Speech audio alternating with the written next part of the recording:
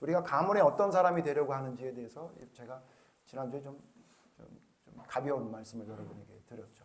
어떤 사람은 16대 자기 그 조상까지 언급하면서 이야기하는 사람이 있고, 보통 3대, 저주를 받아서 3대 부모가 언급되어지고, 또 하나님의 사람을 이야기할 때도 3대, 4대, 5대, 6대 뭐 이렇게 이야기하고 있다. 그러므로 여러분이 그냥 한 사람이 아니라 가문을 대표하는 사람, 혹은 교회를 대표하는 사람, 지역을 대표하는 사람, 나라가 대표할 수 있는 하나님의 사람이 될 수 있다는 사실을 기억해서 여러분이 하나님 앞에 올바로 서야 된다. 이렇게 제가 이야기만 했는데, 오늘은 그 첫 번째, 그러면 믿음의 자녀로서 어떻게 살아야 되는지에 대한 이야기를 좀 하려고 합니다. 자녀라고 하는 건 아들, 딸 이야기하는 거죠. 그러니까 아들로서, 딸로서 어떻게 살아야 되는지, 오늘 그 얘기 좀 하려고 합니다.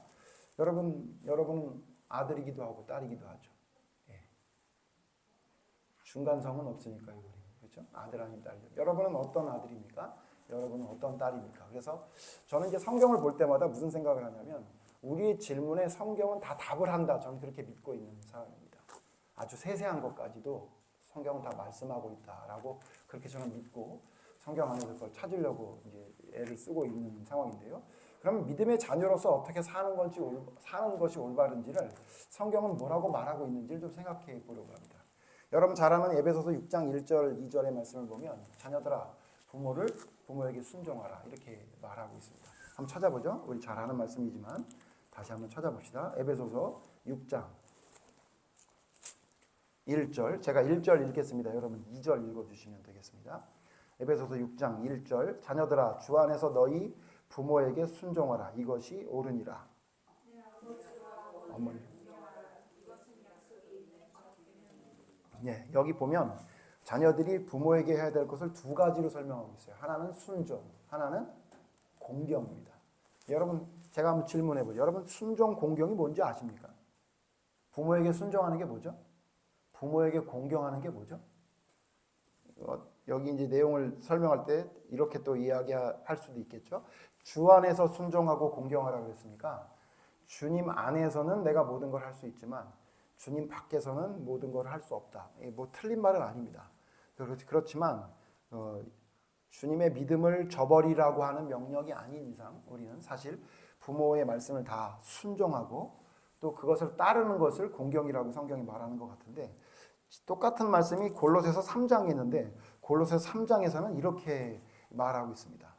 여러분 제가 읽어드릴게요. 여러분 들으십시오. 3장 20절에 뭐라고 얘기하냐면, 골로새서 3장 20절, 자녀들아 모든 일에 부모에게 순종하라 이는 주 안에서 기쁘게 하는 것이니라. 똑같은 얘기죠. 부모에게 순종하라 그러는데 여기는 뭐라고 얘기했냐면 모든 일에라고 이야기하고 있습니다. 그러니까 무슨 얘기냐면, 자녀가 됐다는 건, 부모의 자녀가 됐다는, 아들과 딸이 됐다는 건 부모의 말을 다 듣는 걸 이야기하는 겁니다. 근데 제가 이 말씀을 왜 드리냐면, 요즘은 자녀의 부모 공경에 대해서 지나치게 재해석하는 게 좀 있지 않나라는 생각을 합니다. 저도 어머니가 살아계시기 때문에 저희 어머니의 아들이기도 합니다. 그런데 세상에서 말하는 이야기를 들으면 사실 그게 맞는 것 같다는 동의를 하고 싶은 마음이 들기도 해요. 왜냐하면 제가 아들이기도 하니까. 세상은 뭐라고 얘기하냐면, 부모를 공경할 때 어떻게 해야 되는지에 대한 가이드라인을 보통 이야기하는데, 뭐라고 얘기하냐면 내 생활이 너무 침해되지 않는 선에서 부모를 공경하는 것이 올바른 공경이다. 왜냐하면 내가 너무 힘들면 부모를 공경하는 것이 사실은 공경이 아니라 짐이 되고 그것이 진정한 마음이 되지 않는다고도 그렇게 이야기합니다. 맞는 얘기 같아요. 그러니까 부모를 공경하는 게 어떻게 공경하는 건지를 세상이 말하는 기준을 이렇게 찾아보면 여러분 그게 굉장히 세련되고 그렇게 하는 것이 우리의 삶 속에 맞는 것처럼 느껴질 때가 많이 있죠. 그런데 여러분 우리는 세상에 발을 딛고 사는 사람이기도 하지만 우리의 기준은 하나님의 말씀의 기준이기 때문에 하나님 말씀을 기준으로 살아야 되는 것이거든요. 여러분 잘 아시다시피. 그런데 지금 세상에서 말하고 있는 부모 공경은 너무 지나치게 재해석되고 있는 것은 아닌가라는 생각이 듭니다. 왜냐하면 모든 것을 순종하라고 성경엔 말하고 있기 때문입니다. 근데 여러분 이걸 이렇게 얘기하려면 설명하려면 참 어렵죠. 그래서 설명하기 가장 쉬운 방법이 뭐냐면요, 성경에 있는 인물 중에 정말로 부모를 공경한 사람을 찾으면 됩니다. 오늘 그거 찾으려고 하는 겁니다. 오늘 많은 사람 이야기를 할 텐데요. 그리고 아들만 얘기하면 딸들이 서운하니까요. 그럼 성경에 부모의 말씀을 잘 섬긴 딸을 찾아보려고 합니다. 근데 또 아들, 딸 이야기하면 여러분 착각하는 것 중에 하나가 뭐냐면 내 친부모만 얘기하는 거 아니냐라고 하는데 성경은 그렇게 말하지 않습니다. 성경은 결혼을 해서 다른 부모를 얻게 되죠. 여러분 친부모 말고 다른 부모가 여러분 주변에 있지 않습니까? 어머니는 어머니인데 시어머니가 계시고요. 아버지는 아버지인데 장인 어른이 계시죠. 그러니까 무슨 얘기냐?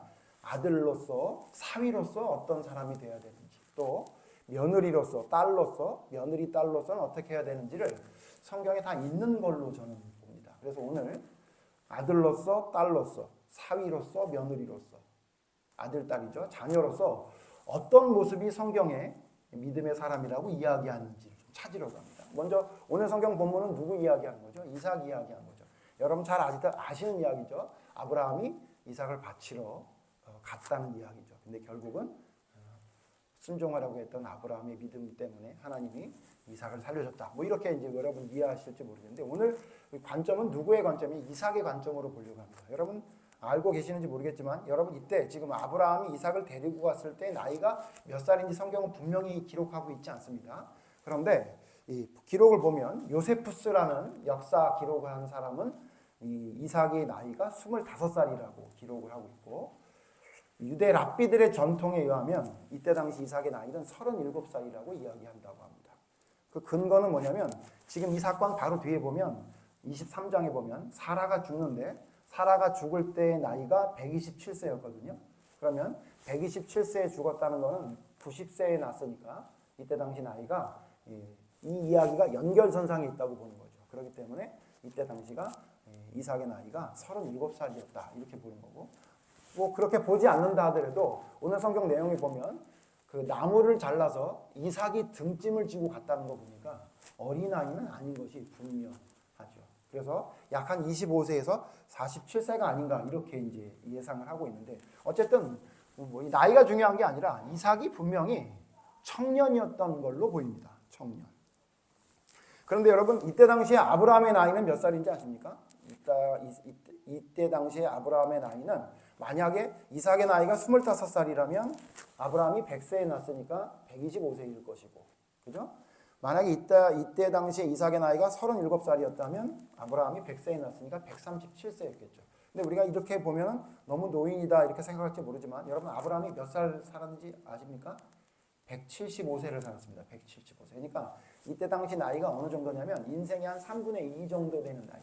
지금 우리로 따져보면 한 80세 이상 정도 산다고 보면 한 50세의 중반이나 후반 정도 나이라고 보시면 돼요. 그러니까 딱 저더라고요. 제 나이 정도. 제가 만약에 제가 희망 얘기하지만 제가 한 80여 세를 산다고 하면 이때 당시에 아브라함이 딱 저 정도 됐을 때 나이인 것 같아요. 그러니까 아브라함도 그렇게 노인은 아닙니다. 그렇죠? 그러니까 그렇게 노인이 아니지만 나이가 들었던 아버지와 어린아이는 아닌데 청년 정도 나이가 됐던 제가 떠오르니까 우리 성철이가 좀 떠올라요.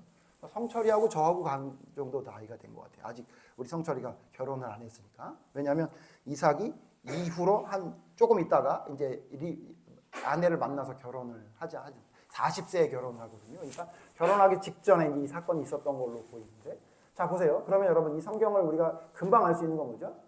이삭이 아브라함을 얼마든지 힘으로 제압할 수 있는 나이였다는 거죠. 힘으로 제압하지 않더라도 충분히 도망칠 수 있는 나이였죠. 여러분 아까 읽어봐서 아시겠지만 아브라함의 가슴이 제일 미어졌을 때가 언제입니까? 7절이죠. 아버지 평소하고 다르네요. 다 있는데 양은 어디 있습니까? 라고 물어보죠. 그때 아브라함이 뭐라고 얘기하죠? 하나님이 알아서 준비한다 라고 얘기할 때 아브라함이 많이 힘들었을 것 같아요. 그러나 여러분 이삭의 입장에 보면요. 뭘 느꼈을까요? 이상한데? 이번에 좀 이상한데? 뭔가 다른데? 라는 걸 분명히 느낄 수 있었을 겁니다. 그런데 여러분 이삭이 오늘 성경에 보면 무슨 반항을 했다는 얘기가 없고 아브라함이 올라가서 제단을 쌓고 나무를 버려놓은 다음에 이삭을 결박했다라고 하니까 결박당한 걸로 성경은 말하고 있습니다. 믿음의 자녀로서 아들이 아버지에게 어떻게 해야 되는 거라고 여러분 알고 있습니까? 이삭처럼 하면 된다고 성경이 말하고 있습니다. 그래서 생각해봤어요. 아까 제가 말씀드린 대로 저와 우리 아들하고 나이대가 비슷한 것 같은데 내가 만약에 성철이를 데리고 올라가서 나무를 버려놓고 성철이를 묶으면 성철이를 묶였을까? 안 묶였을 것 같아요. 네. 밤새 토론했을 겁니다. 이게 왜 문제가 있는지를 아빠 내가 지적을 해줄게 라고 얘기하면 나도 안다만 하나님이 하라 그랬다라고 하면 하나님이 하라 그랬다고 해야 됐나요? 라고 하면서 밤새도록 토론하다가 아마도 하나님이 됐다 내려가라 그러지 않았을까 이런 생각을 제가 혼자 해봤는데요. 여러분 무슨 얘기를 하느냐면 이거 쉽지 않다고 합니다. 이거 쉽지 않아요. 우리 김창희 집사, 이욱 집사 한번 생각해 보세요. 우리 태준이 한번 생각해 보세요. 태준이 뭐 얘기를 들을 필요가 없죠. 얘는 벌써 도망가서 내려와 있어요. 성경에 믿음의 자식이 있던 이삭이 어떤 사람인지를 성경에 워딩으로 기록되어 있지 않지만 우리는 충분히 예상할 수 있죠. 어떻게 한 거죠? 알았어요. 자기가 충분히 피할 수 있고 도망갈 수 있는데 아버지가 저렇게 하는 데는 이유가 있다 생각해서 그냥 한 겁니다. 요즘 자식들 보면요. 자식들이 보기에 부모가 합당한 행동이나 말을 하지 않으면 안 따릅니다. 그게 마치 대단히 샤프하고 대단히 잘하는 걸로 생각하는데 성경을 보니까요. 성경은 안 그래요. 아마 이삭이 생각할 때 아버지가 왜 이런 일을 하는지 이해하지 못했을 겁니다. 사실 아브라함도 다 이해하지 못했거든요. 다른 성경이 신약 성경이 뭐라고 얘기합니까? 죽여도 살릴 줄 믿었다라고 얘기한 건 뭐예요? 왜 죽여라 하는지는 잘 모르지만 하나님이 알아서 하겠지라고 생각하는 거라고 해석이 충분히 가능한 거 아닙니까? 아브라함도 왜 이걸 하라고 하는지 잘 모르겠는데 이삭이 알았겠습니까? 이해가 되지 않았을 겁니다. 그런데도 불구하고 아버지가 이렇게 하는 데는 이유가 있겠지라고 생각하고 묵묵히 따랐던 것이 이삭이라는 것을 우리는 충분히 알 수 있는 내용이죠. 여러분 성경에서 말하는 진짜 착한 아들, 진짜 믿음의 아들, 믿음의 자녀는 이렇게 행동하는 겁니다. 이것저것 따지는 게 아니라 아버지도 얼마나 마음이 아플까? 내가 아까 질문했을 때 아버지가 정말 당황해서 그렇게 얘기하신 거였겠구나. 이것이 아버지에게도 힘든 일인데 그렇다면 내가 아버지의 힘든 일을 더 힘들게 하지 않으려면 그냥 가만히 있는 게 좋겠다라고 생각하는 게 이삭의 모습이었다는 겁니다. 여러분 이 이삭과 가장 비슷한 사람이 한 사람이 더 있는데 그게 누군지 아십니까? 여러분 문득 떠오르는 사람 있지 않습니까? 아버지가 말도 안 되는데도 불구하고 그 말을 그대로 따라서 묵묵히 있었던 사람. 그게 누구냐면 요나단입니다. 요나단. 여러분 요나단은 이삭보다 더 대단한 사람으로 저는 보입니다. 여러분 잘 아시다시피 사울 왕이 다윗을 미워할 때 큰아들 요나단은 누구 편을 들었죠? 다윗 편을 들었죠. 그때 사울 왕이 화가 났습니다. 이거 기억하세요? 그래서 심지어 자기 아들에게 사울 왕이 뭐라고까지 얘기했습니까? 폐영무도한 계집의 소생아. 사무엘상 20장 30절에 보면 뭐라고 얘기하냐면 이 폐영무도한 계집의 소생아. 그래서 제가 찾아봤어요. 폐영무도가 무슨 뜻인가 했더니 사람으로서 마땅한 도리에 어긋나고 순리에 거슬러서 사람다운 데가 없음 그런 뜻이에요. 그러니까 무슨 얘기예요? 이 짐승 같은 놈아. 더군다나 자기 어머니까지 얘기하면서 이 폐영무도한 계집에서 네 엄마가 짐승 같더니 너도 짐승 같구나 이렇게 얘기한 거예요. 여러분 그런 얘기 혹시 아버지한테 들어본 적 있으세요? 저도 뭐 나쁜 얘기 좀 들어본 기억이 있지만 저보고 저희 아버지가 이 짐승만도 못한 놈아 이렇게 얘기한 적은 없었던 것 같은 생각이 들어요. 여러분 그 얘기를 누가 들은 거예요? 요나단이 들었죠. 여러분 그때 요나단이 그 얘기를 듣고 어떻게 했어요? 요나단이 화가 났어요. 기억나세요? 화가 나서 어떻게 했죠? 왜 화가 났죠? 자기에게 욕을 해서 화가 난 게 아니라 뭐 때문에 화가 났다고 성경이 말하고 있어요? 다윗을 욕하는 것 때문에 화가 났다고. 그래서 금식해요. 밥을 안 먹고. 그랬던 여러분 요나단이죠. 기억하시죠? 그런데 그 요나단이 어떻게 죽죠? 요나단의 죽음에 대해 성경이 말하고 있죠. 어떻게 죽었다고 말해요? 너무도 비참하게 기록되어 있습니다. 어떻게 기록되어 있죠? 사울이 죽을 때 같이 죽었더라 이렇게 말해요. 한번 생각해 보세요. 저를 또 대입을 해보는 거죠. 내가 만약에 요나단이었으면 사울 옆에 있었을까? 저는 안 있었을 것 같아요. 예? 더군다나 다윗이 왕이 될 것도 알았고 자기 아버지가 지금 미쳐 돌아다니는 거 알고 있었거든요. 더군다나 자기한테 그렇게 심지어 자기도 죽이려고 단창을 던졌던 게 자기 아버지예요. 여러분 아버지가 여러분에게 칼을 던져서 여러분 죽이려고 한 적 있어요? 없죠. 그런데도 불구하고 요나단은 어떻게 했죠? 아버지를 떠나지 않았어요. 아버지와 함께 전쟁에 나가서 아버지를 따르는 것도 되지만 나라를 위해서 싸우다가 장렬히 전사했죠. 여러분 이게 믿음의 자식의 모습입니다. 근데 우리는요 믿음을 가졌다 그러면서 조금만 자기 마음속에 내키지 않는 건가 않거나 자기의 마음의 심중을 거스르는 게 있으면 그냥 막 대드는 게 자식으로서 당연한 도리인 것처럼 얘기하는 경우가 많아요. 물론 우리 교인 중에는 그런 아들은 한 명도 없으리라고 생각합니다. 혹시 여러분 그런 마음 좀 있다면 정신 차리셔야 됩니다. 그건 세상이 말하는 기준이고요. 성경에서 말하는 믿음의 아들은 어떤 사람이냐면요. 자기 아버지가 자기한테 칼을 던지고 죽이려고 해도 그냥 옆에 묵묵히 함께 전쟁에 참가하는 것이 성경에서 말하는 진짜 믿음의 아들의 모습입니다. 더 생각할 게 많이 있지만 생각할 사람이 많아서 빨리 좀 넘어갑니다. 자, 그러면 여러분 믿음의 아들을 살펴봤으면 대비하기 위해 누구를 살펴보는 게 좋을까요? 딸 가기 전에 누구를 살펴봐야 될까요? 믿음이 좋지 않은 아들을 살펴봐야 보면 여러분 금방 나올 수 있습니다. 믿음의 아들인 지금 이삭과 요나단 말고 정말 말 안 듣는 반대되는 아들이 있죠. 여러분 기억나는 사람 누굽니까? 저는 홈리아 비느하스가 생각났습니다. 홈리아 비느하스. 누구의 아들이죠? 엘리 제사장의 아들이죠. 문제가 뭐예요? 아버지가 권면합니다. 책망합니다. 그런데 그 얘기를 듣지 않습니다. 듣지 않아요. 아빠만 제사장이야? 나도 제사장인데. 그래서 그런 건지.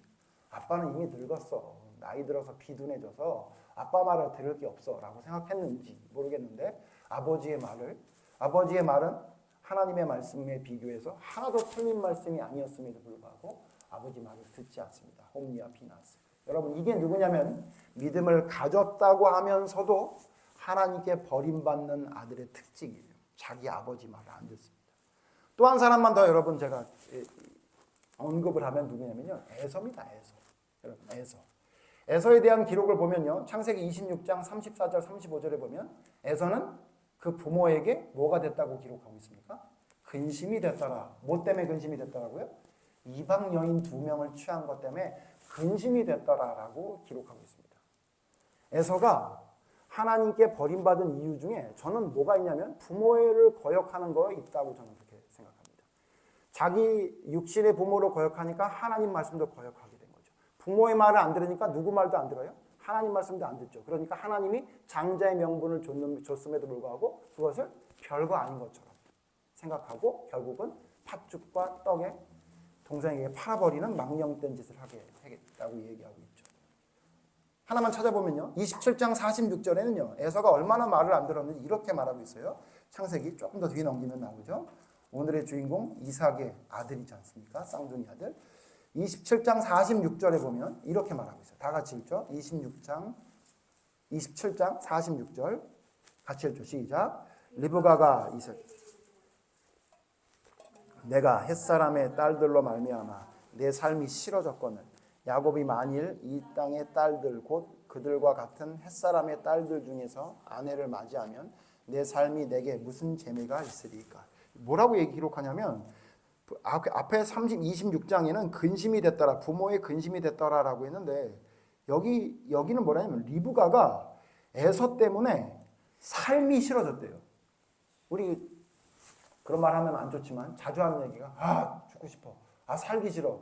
그러니까 지금 그 리브가가 자기 아들 때문에 에서 때문에 삶이 싫어질 정도로 힘들었다고 이야기해요. 그러니까 무슨 얘기냐면 에서 나름대로 자기 삶을 살아요. 여러분 에서와 부모의 성격이 맞습니까? 안 맞습니까? 생각해 보셨어요? MBTI 저는 안 따져봤지만 분명히 MBTI가 완전히 반대일 거예요. 제 아내와 저처럼. 그죠? 에서는 뭐 하는 사람이죠? 나가 돌아다니면서 놀고 싶어 하는 사람이에요. 예? 사냥하기 좋아하는 사람이죠. 근데 여러분 이삭과 리브가는 어땠어요? 여러분 이삭이 아브라함, 이삭, 야곱 중에 이삭이 성격이 제일 좋습니다. 성경에 기록된 거 보면요. 우물 팔 때도 우물 그냥 줬던 사람이에요. 되게 온유한 사람이죠.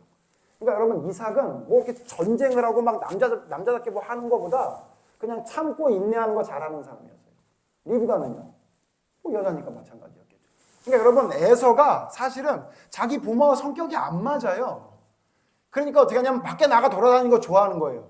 그래서 저는 어떻게 생각하냐면 이삭이 에서를 좋아한 이유 중에 하나가 나는 저러지 못했는데 내 아들은 막 자기 마음대로 나가서 막 호연지기를 펼치는구나. 그런 마음에 더 좋아하지 않았나? 이런 생각이 좀 들기도 합니다. 그러니까 에서 입장에서는 자기 부모와 자기 성격이 잘 안 맞았을 수 있어요. 충분히 안 맞았어요. 그런데 문제는 뭐냐면 그렇다고 해서 부모에게 근심이 되는 것은 여러분 문제가 된다는 생각을 해야죠. 그게 문제예요. 그러니까 에서의 문제는 뭐냐면 자기 살고 싶은 대로 사는 거예요. 아내도 자기 마음대로 없고 자기가 하고 싶은 대로 사는 거예요. 근데 그것이 부모에게 근심이 된다는 생각은 안 하는 거죠. 저는 이게 지금 세상 사람들이 가지고 있는 기준이었다고 생각해요. 부모의 삶은 부모의 삶, 내 삶은 내 삶. 부모의 삶이 내 삶에 끼어들지 말고 나도 부모의 삶에 끼어들지 않겠다. 여러분 이거 잘 사는 것 같죠? 그게 부모에게 근심이 돼요. 여러분 혹시 여러분 삶 속에 여러분이 하고 싶은 대로 여러분이 생각대로 사는 것 때문에 부모에게 근심이 돼요? 그러면 성경의 말씀에 기록된 바에 의하면 여러분 그거 하지 말아야 돼요. 언제까지요? 부모님 돌아가실 때까지 하지 말아야 돼요. 내가 하는 어떤 행동이 부모에게 근심이 돼. 그 부모가 뭐라고까지 얘기하냐면 내가 너 때문에 살 수가 없다. 내가 너 그것 때문에 아주 근심이 된다라고 하면 여러분 그거 안 해야 되는 거예요. 뭐가 되려면요? 믿음의 자녀가 되려면. 근데 믿음의 자녀가 에서 같은 사람 많아요. 자기 하고 싶은 대로 해요. 부모가 근심을 하든지 말든지 신경도 안 써요. 그거는 성경으로 볼 때 올바른 자들의 모습은 아니라는 것을 성경은 말하고 있는 걸로 보이죠. 자, 이제 아들 했으니까 딸로 갑시다. 딸 중에 여러분 부모의 말을 정말로 잘 들은 딸이 누구라고 여러분 생각되십니까? 언뜻 안 떠오르실지 모르겠는데 저는 누가 생각이 나냐면 입다의 딸이 생각이 났습니다. 사사기 11장에 보면 입다 이야기 나옵니다. 잘 아시죠 여러분? 입다 사사가 전쟁을 하는데 갑자기 무슨 맹세를 하죠? 전쟁에 이기고 돌아올 때 첫 번째 만나는 자를 하나님께 드리겠다 이렇게 얘기해요. 근데 누가 나오죠? 자기 딸이 나오죠. 자기 외딸이 나와요. 큰일 난 거죠. 그때 여러분 한번 생각해 보세요. 이것도 여러분 한번 생각해 보자고요. 여러분 아버지가 입다야. 근데 사람들에게 맹세를 했어. 돌아올 때 나 하나님께 바치겠다 이렇게 해서. 그 바친다는 거는 진짜 죽이는 것을 이야기하는 건지 아니면 평생 결혼하지 않고 하나님의 일을 하는 건지에 대한 논쟁이 좀 있습니다만 오늘 그 얘기를 하려는 건 아니고요. 어쨌든 하나님께 바치겠다고 해가지고 나왔는데 여러분이 당첨됐어요. 따를 겁니까? 안 따를 겁니까? 제가 볼 때 우리 교회에 있는 아이들 다 살펴봐도 따를 아이들이 별로 없지 않나 이런 생각이 들어요. 아이들 말고요. 여러분 어때요? 여러분. 아니 왜 아빠가 내 인생을 마음대로 막 그냥 맹세를 해. 그건 아빠가 한 거고 나는 몰라. 그러지 않을까요? 그런데 여러분 입다의 딸은 뭐라고 얘기합니까? 사사기 11장 36절에 뭐라고 하냐면 아버지의 말씀대로 행하소서 이렇게 얘기합니다. 말씀대로 행하소서. 여러분 입다의 딸이 그게 이해가 됐을까요? 이해가 되지 않았을 겁니다. 이해가 되지 않으니까 아빠 나 친구들하고 2달 동안 나가서 여행 좀 하고 올게. 그러고 갔다 오라고 아버지의 허락을 받았던 거 아니에요? 자기가 그 말이 정말로 공감이 된다면 뭐 여행을 할 필요가 뭐가 있었겠어요? 무슨 얘기냐? 입다의 딸이 자기 아버지의 말이 이해가 안 됐던 거고 사실은 동의가 안 됐던 거죠. 그러나 자기 아버지가 사사고 사람들 앞에 맹세한 것이 뜻이 있다면 내가 그 뜻을 따라야 되겠다고 생각을 했던 것이 입다의 딸입니다. 입다의 딸, 이름이 기록되어 있지 않지만 우리가 기억해야 됩니다. 보통 딸이 아닙니다. 하나님 앞에 순종하려고 했던 아버지의 정말로 사랑받을 만한 딸이었던 것이 입다였던 것이 성경은 입다의 딸이었다고 성경은 말하고 있는 것 같습니다. 그렇다면 여러분, 입다의 딸 말고 하나님의 말씀을 정말로 잘 안 듣고 자기 마음대로 했던 딸이 있는데 그게 누군지 아십니까? 그게 롯의 딸들이라고 생각합니다. 재밌는 것은 입다의 딸도 이름이 기록되어 있지 않고 롯의 딸들의 이름도 기록되어 있지 않습니다. 그런데 한 딸은 아버지의 말씀을 순종하는 말씀대로 행했던 딸이고 나머지 2딸은 자기 마음대로 했던 딸이. 잘 아시는 대로 여러분 롯의 2딸이 창세기 19장 32절에 보면 어떻게 하죠?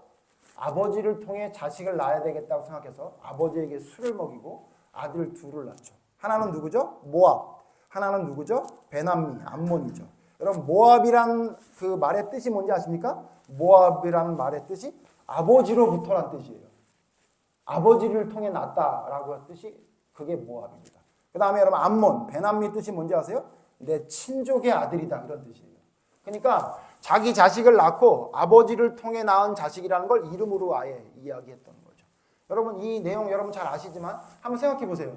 여러분 지금 이 롯의 두 딸들이 하는 행동이 하나님 보시기에 올바른 행동이라고 볼 수 있습니까? 아니죠. 예? 적어도 그렇게 하고 싶은 마음이 있었으면 아버지랑 의논을 했었어야죠. 물론 아버지랑 의논하면 그 자기 생각이 되지 않을 거라고 생각했으니까 그랬겠지만요. 이 무슨 얘기냐면요. 하나님이 기뻐하시지 않는, 아버지도 기뻐하지 않는 일들을 딸들이 자기 마음대로 결정한 거예요. 자기 마음대로 결정하고 자기 마음대로 실행한 거예요. 누구랑 다르죠? 입다의 딸과 완전히 다르죠.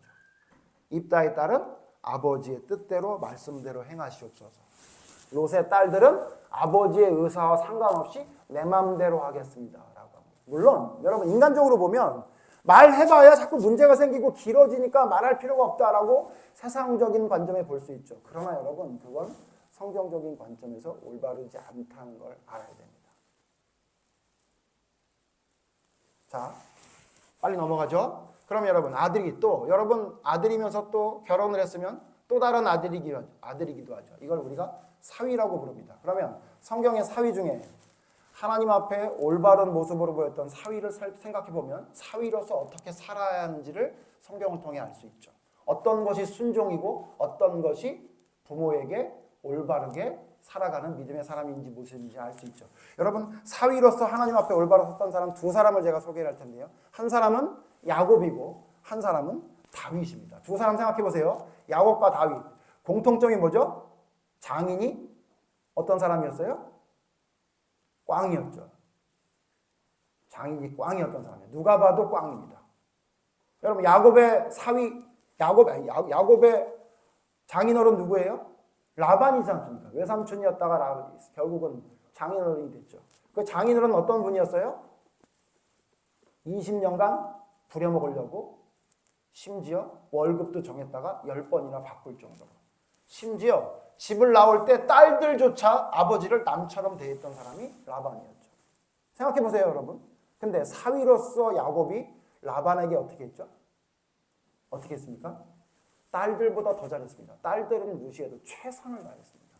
자기가 할 수 있는 최선을 다했어요. 심지어 양을 돌보다가 늑대가 물어간 건 물어갔다고 얘기해도 되는데 자기 장인의 성격이 그것 때문에 잠 못 자고 뭐라고 할 게 뻔해서 자기의 소유를 메꾸면서 문제를 삼지 않았다고 성경이 말하고 있어요. 여러분 이건 뭘 말하는 거예요? 사위로서 말도 안 되는 장인을 만났을 때 어떻게 해야 되는지를 알려준 거예요.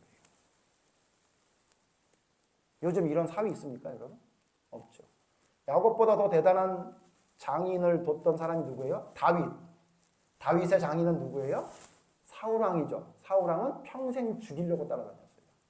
그런데 자기를 죽이려고 따라다니는 장인어른에게 다윗이 어떻게 했습니까?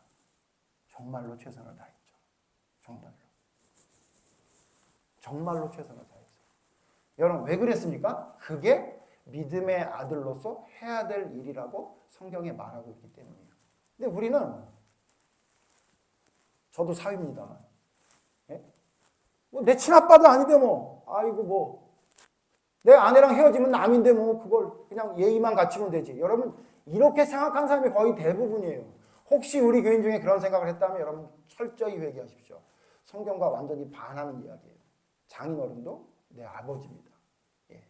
그 아버지에 준하게 행동하는 것이 성경의 올바른 모습이고 야곱과 다윗은 자기 아버지에게 했던 것과 손색이 되지 않을 만큼 다르지 않을 만큼 그는 최선을 다했던 사람이 바로 성경에서 말하는 아들 사위였다고 성경은 말하고 있는 것 같습니다. 순종했습니다. 말도 안 되는 상황에도 순종했습니다. 그럼 여러분 사위 중에 말도 안 되는 사위 하나 살펴보면 금방 알 수 있죠. 사위들 중에 성경에 말도 안 되는 사위 누굽니까? 기억나시는 사람 있습니까? 사위 중에 정말 말도 안 되는 짓을 했던 사위 누구죠? 또 나오는데 롯의 사위들입니다. 롯의 사위들에게 가서 롯이 뭐라고 얘기해요? 이 성이 망할 것이니 나가자 이렇게 얘기합니다. 그랬더니 롯의 사위들이 그 얘기를 듣고 뭐라 그래요? 장인의 말을 뭐라고 여겼대요? 농담으로 여겼더라. 저는요, 다다음 주에 얘기하려는데 잠깐 조금만 스포를 하면요. 저는 어떤 사위를 맞이하고 싶느냐? 제 말을 농담으로 여기는 사위는 절대 안 됩니다. 물론 농담으로 얘기하는 걸 농담으로 안 들으면 그것도 그건 재미없으니까 안 되는 거죠. 심각하게 얘기를 하는데 그걸 농담으로 여긴다? 그건 탈락입니다. 제가 제 딸에게 얘기했는데 나는 네가 선택하면 아빠는 무조건 찬성이야. 한 가지 뭐냐면 믿음에 관해서만 문제가 생길 경우에는 그것은 안 돼라고 얘기했는데 제가 좀 바꾸려고요. 제 말을 농담으로 여기는 자는, 더군다나 하나님의 말씀을 농담으로 여기는 자는 안 됩니다. 여러분, 진짜 사위로서 올바로 서 있는 모습은 뭐냐면요, 장인의 이야기를 하나님의 권위가 있는 말로 듣는 겁니다. 부모는, 여러분, 부모가 권위가 서게 되는 방법이 뭔지 아십니까? 자식이 부모의 권위를 세우는 겁니다. 뭘 통해? 순종하는 걸 통해. 이런 거예요. 라반의 권위가 왜 올라갔습니까? 야, 야곱 봐봐, 야곱 봐. 야, 나 같으면 벌써 10번을 떠나게 생겼는데 야곱 봐봐. 저 순종하네. 야, 라반이 내가 볼 때는 한심한데 라반에게도 뭐가 있나 보다. 여러분, 야곱 때문에 라반의 권위가 올라간 거예요. 여러분, 우리가 부모를 공경하고 부모의 권위를 세워주는 게 뭐라고 생각하세요? 부모가 말도 안 되는 얘기를 혹시 하더라도 그걸 순종하는 모습을 보여주면 자기의 부모도 올라가고 나도 올라가게 되는 거예요. 근데 우리는 요즘 세상은 뭐냐면 따박따박 내가 하는 얘기를 정확하게 전달해줘야 된다는 것이 마치 굉장히 합리적이고 그게 올바른 자식의 모습이라고 이야기하고 있는데, 여러분, 지난주에도 얘기했는데 우리는 그렇게 배우지 않았습니다. 우리는 그렇게 배우지 않았어요. 여러분이 몇십 년 동안 그렇게 배웠으면 지금부터 다시 배우십시오. 성경에 기록된 믿음의 사람의 자식의 모습은 한 번도 그렇게 기록된 모습이 없어요. 여러분, 혹시 성경에 아버지에게 따박따박 옳은 이야기를 하면서 아들 노릇을 하고 딸 노릇을 한 사람 찾아보십시오. 있나? 없습니다. 마지막입니다. 며느리. 딸 중에 며느리. 힘들죠. 그렇지만 딸 중에 며느리 중에 며느리 누구예요? 금방 떠오른 사람? 룻이죠. 룻 보세요. 룻은 자기의 시어머니가 떠나라 그랬어요. 떠나도 돼요. 떠난다고 큰 문제가 발생할 게 아무것도 없는 사람이에요. 그런데 어떻게 하죠? 지나치게. 제가 우리 10가지 여러분 10가지 이야기하면서 해야 될 것과 하지 말아야 될 것 여러분께 말씀드릴 때 이야기했죠. 어떻게 하라고요? 마지막에? 좀 지나치게 하라. 왜냐하면 성경에 기록된 사람 중에 지나치지 않은 사람이 없어요. 여러분, 룻 얼마나 지나친 며느리입니까? 안 따라가도 되잖아요. 따라가서도 내가 어머니 옆에 있으니까 내가 어머니에게 할 건 하는 거 아닙니까? 라고 자기의 권리나 이야기를 할 만도 한데, 여러분 룻기 보셨죠? 룻기에 나와 있는 룻은 어떤 여자예요? 자기 어머니에게 정말로 말도 안 될 정도로 헌신하고 자기 시어머니가 하는 이야기는 하나님의 말씀으로 듣고 순종했던 모습이 룻기에 기록되어 있지 않습니까? 성경에 말한 진짜 믿음의 자녀의 모습은 어떤 사람이냐면요, 순종하는 겁니다. 나오미 시어머니의 상황이나 상태를 보는 게 아니라 내가 하나님 앞에 해야 될 일이 무엇인지를 찾아서 세상 사람들이 그렇게까지 할 필요가 없다고 얘기해도 나는 그것을 꿋꿋이 해내는 사람이. 그럼 룻의 인생을 보세요. 룻이 자기 인생이 있어요? 자기 인생이 없는 것처럼 사는 사람이잖아요. 자기 인생은 마치 없어. 마치 어머니의 인생이 내 인생인 것 마냥 그 어머니의 인생에 들어가서 그 어머니 인생을 살아가는 겁니다. 그런데 하나님은 그것을 기쁘게 보시고 그를 칭찬하시고 성경을 어떤 여인의 이름으로 한 권을 만드는 명예를 주시는 그 특권을 주신 게 바로 그 며느리로서의 삶을 제대로 산, 며느리 딸로서 제대로 삶을 살아갔던 룻을 통해 우리에게 알려주고 있는 겁니다. 그러면 여러분, 며느리 중에 최악을 하나 살펴보죠. 며느리 중에 최악인 며느리 누구 있습니까? 누굽니까? 뭐 생각할 필요도 없습니다. 아탈랴입니다. 아탈랴. 여호사밧의 며느리입니다. 여호사밧이 북이스라엘 왕 아합왕과 함께하면서 며느리를 얻었어요. 제 생각엔 굉장히 예쁜 며느리였을 것 같습니다. 근데 그 며느리가 결혼을 하고 오면서 뭘 가지고 와요? 발을 가지고 옵니다. 그리고는 자기 남편을, 남자는 여자 나름이라는 그 말을 실천하면서 여자로서 남자를 좌지우지하는 그런 여자가 되어서 결국 어떻게 합니까? 자기 여호사밧의 아들 여호람을 극진히 바알을 섬겨서, 성경에 뭐라고 기록하고 있습니까? 마치 남유다가 어느 나라 같았대요? 북이스라엘 같더라 라고 얘기할 정도로 자기 남편을, 자기 나라를, 남유다를 우상을 섬기는 나라로 만들었죠. 여호사밧에게 최악의 며느리 누굽니까? 아달랴. 왜 그래요? 룻은 하나님 말씀에 순종했지만 아달랴는 하나님 말씀에 순종할 생각이 전혀 없었어요. 자기 마음대로 합니다. 심지어 어떻게까지 해요? 손주들을 다 죽여버리고 자기가 왕이 되는 짓까지 서슴없이 합니다. 며느리로서 어떤 며느리인 거예요? 내가 하고 싶은 건 해. 하기 싫은 건 안 해. 라는 기준을 가졌던 며느리가 누구냐면 아달랴입니다. 우리 교회는 그런 사람이 없을지 모르지만 내가 남편하고 결혼했지. 시아버지랑 결혼했어? 시부모랑 결혼했어? 난 내 마음대로 살 거야. 내 생각대로 살 거야. 시부모가 뭐라 그러든지 말든지 나는 내 마음대로 산다. 이게 여러분 현대 여성 중에 대단한 여성인 것처럼 여러분 요즘 그려지고 있거든요.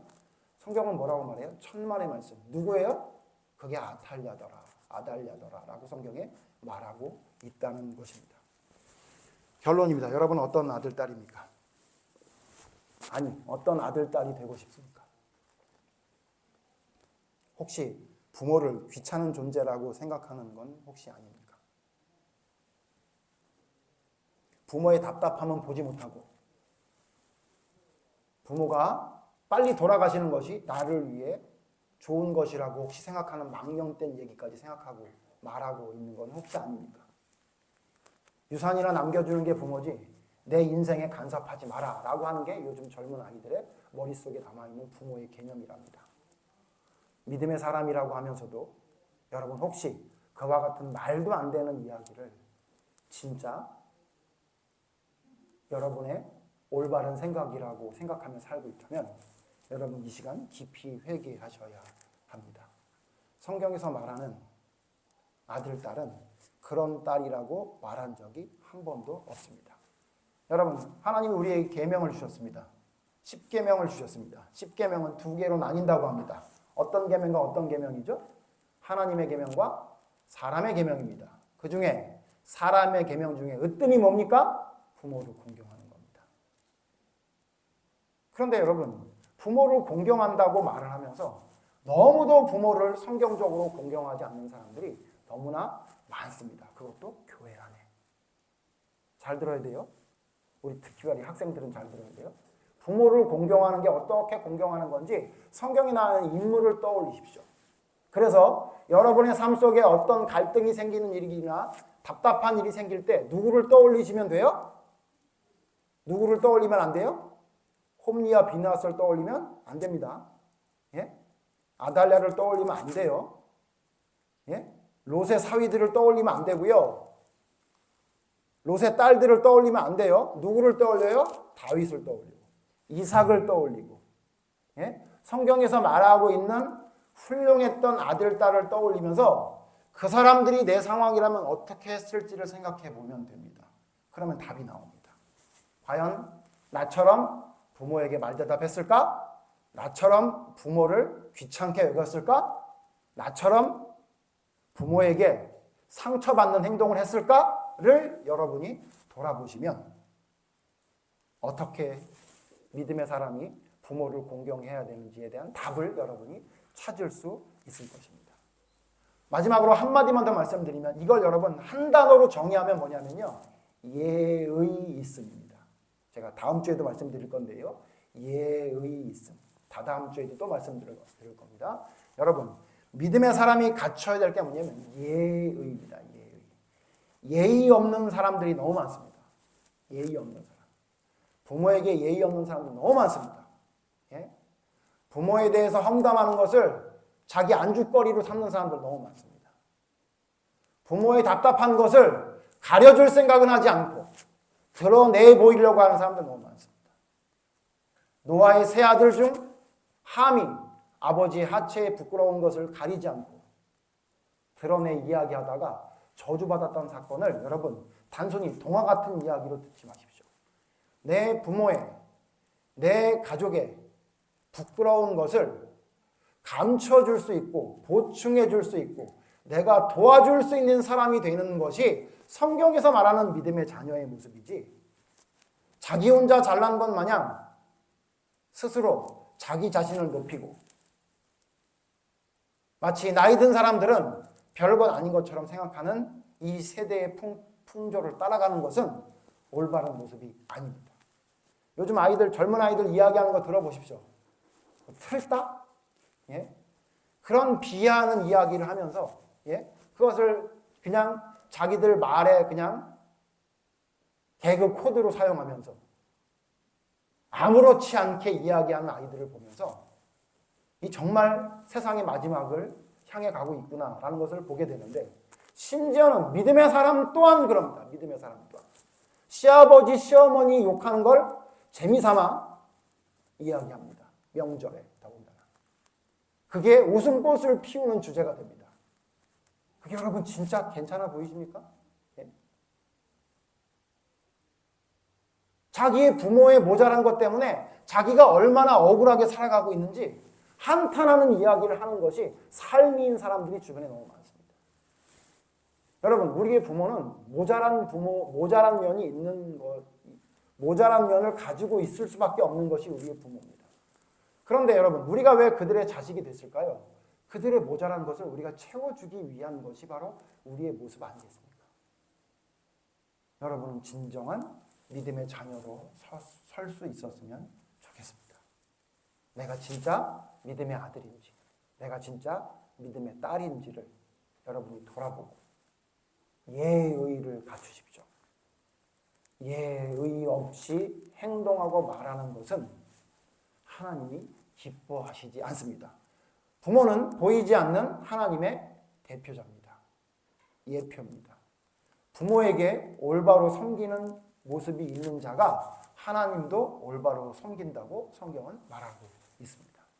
하나님의 부모를 제대로 섬기지 않는 자는 하나님 말씀도 제대로 섬기지 않는 것을 제가 오늘 언급했던 많은 사람들을 대입해서 여러분 생각해 보시면 금방 알 수 있을 겁니다.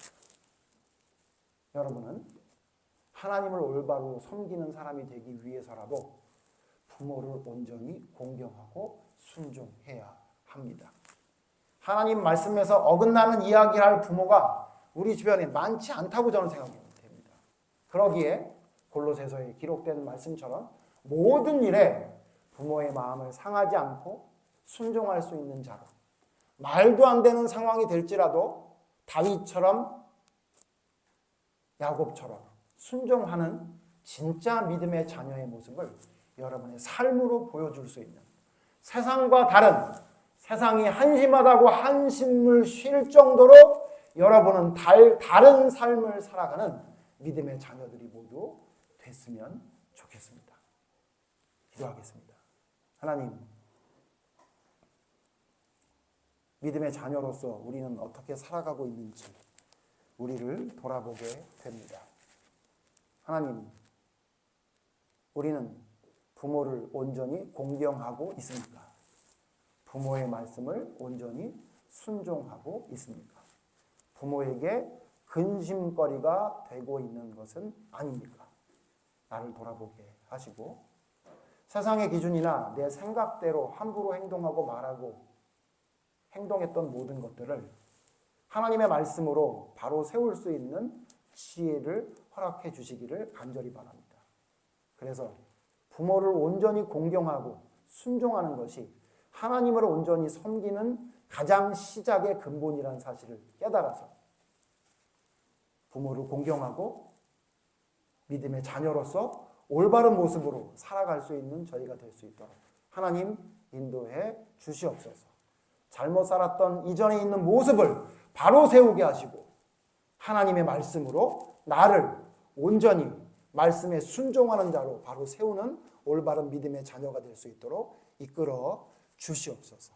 믿음의 자녀로서 믿지 않는 자나 믿는 자들에게 모범이 될 수 있는, 본이 될 수 있는 믿음의 사람으로 설 수 있는 저희들이 모두 될 수 있도록 인도해 주시기를 간절히 바라오며 예수님 이름으로 기도드립니다. 아멘.